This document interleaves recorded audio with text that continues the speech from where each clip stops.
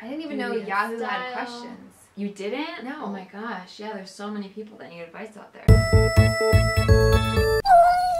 So I'm with Julia and we just did a video for her channel, so go check that out. After this video, don't you dare click off this video. It's gonna be really cool. And by cool, I mean it's going to be somewhat of a video. Something that we did. Yeah.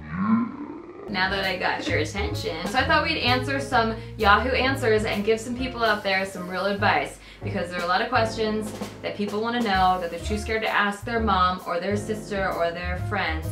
So we're gonna answer them for them. Julia is a songwriter and musician. I thought we would utilize her strength and give some people advice in the form of song so that they'll never be able to get it out of their head. Should I be taking notes during this? Yeah, you it's got okay. work to do. It's payback for what I just did to you. I mean, I always like sex talk or dating talk. Me too. First one is, my boyfriend is asking me for a threesome, but I'm not sure, question mark. We've been dating for 2 months at a university, and he's hinted maybe wanting a threesome with another girl ever since he heard I was bi. I'm a bit concerned. I may feel a bit self-conscious about my body, but mainly about how the whole dynamic will work. When they're having sex, what should I be doing? I've never actually been interacted with another girl's vagina before, etc., etc. I know he's more attracted to me than the girl that we'll be bringing in, but I've read a lot about negative posts. I've read a lot of negative posts about threesomes, as well as heard that if he asks for a threesome, he's only shallowly interested in you. Also, I'm worried I may potentially feel jealous during. Thoughts? I think you will feel jealous during if you have any sort of real feelings for this guy. I personally couldn't watch my boyfriend have sex with another girl. I would punch a pillow over this. Totally, that's right. I would say don't do anything that you're not comfortable with doing 100%. Like, unless you're 100% comfortable doing this, do not do this. It'll ruin your relationship. I'm with Nikki on that. I think that there are two ways you could look at it, and you could say, like, I kind of like this guy, it's a fun thing. Why not have an experience of having a threesome? But to be honest, she doesn't sound like that. She sounds like she's already invested and so on the fence. Like, you have to, I think if you have a threesome, you have to be like, I want this. Like, I'm into this menage a trois. Bottom line is, don't do anything you're not comfortable doing. We're doing it like jingle commercial style? Yeah. Like, he wanted a threesome and I said I need to get me some first. I haven't had vagina yet, so come back later, don't forget, but I'm not ready yet. Wow! You will never forget that. My boyfriend and I rarely have sex.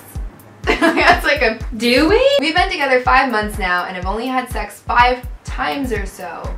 In every relationship I've been in, things are usually always steamy at this point in time, and that number could easily be 50, maybe more, maybe less. Always trying to initiate foreplay with him to get things going, and things never progress into sex.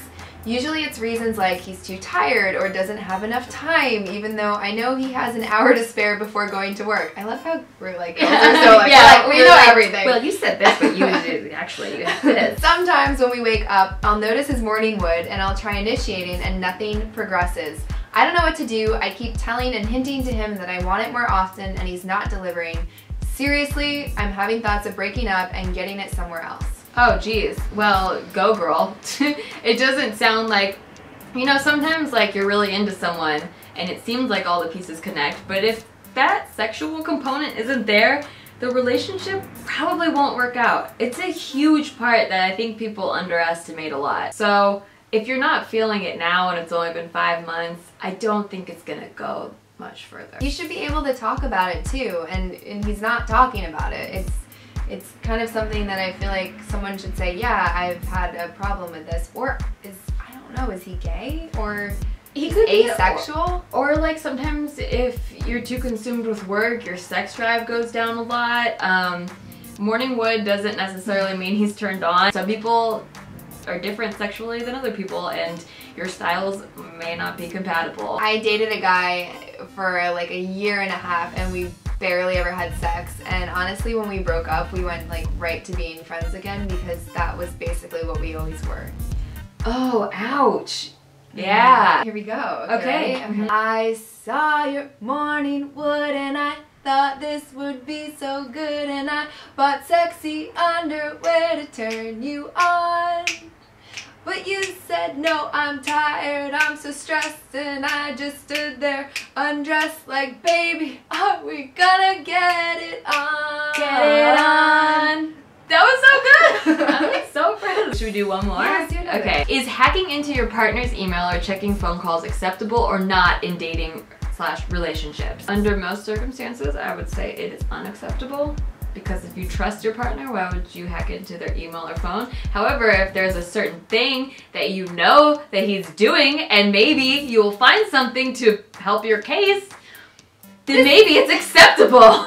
It seems like a personal thing. No, not at all. No? Okay, yeah, not. Some people aren't snoopers, but if they find something and they had a hunch about it, it kind of helps them out. You know what though? That's the whole point, right? Is if you want to snoop, you already know something's up. If you're having that feeling, then that means there's a trust issue going on. So in my last relationship, I would get hunches all the time. He would tell me one thing, but I just felt like something was off, and I would check his phone, and I would be right. But I hated that I had to check the phone because then you can't really bring it up in an argument because it's like, why were you looking through my phone then? But it's like, because I knew already, but I couldn't say I knew because I didn't have any proof, but then it was there. So that relationship didn't last.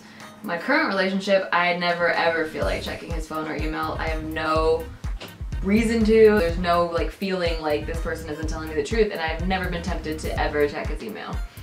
And that's the thing too, is I actually went through I had the same thing, like that crazy relationship with one ex-boyfriend who I would just like consistently go through his stuff.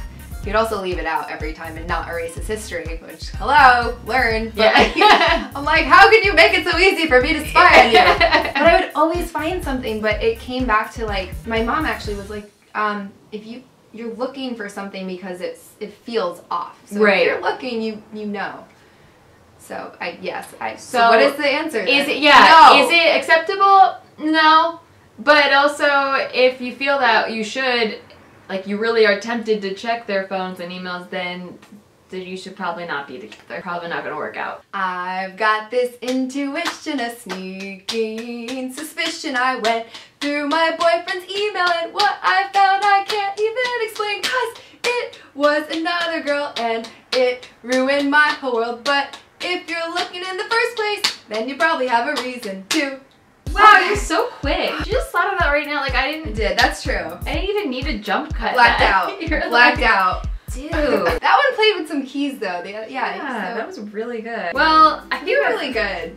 Stop. No, you stop. are really good. And guys, this shirt is so cool. I'm sure you've seen it, but it's awesome. Yeah, buy my shirt. Spreadshirt.com/Nikki Limo. I walked in and I was like, is that you? Oh my god, two Nickies. It's a very Caucasian version of me, but it's technically me. Thank you so much, Julia, for coming by and creating songs and magic and helping people out with their sex and relationship advice. I hope that helped you out if you're having any of these problems. Also, go check Julia's channel out. She's really awesome. We did a video on her channel. I'll put links in the description. You can click on her face, all of that stuff. I make new videos 5 days a week, so subscribe so you don't miss any of this, and I'll see you tomorrow. Bye!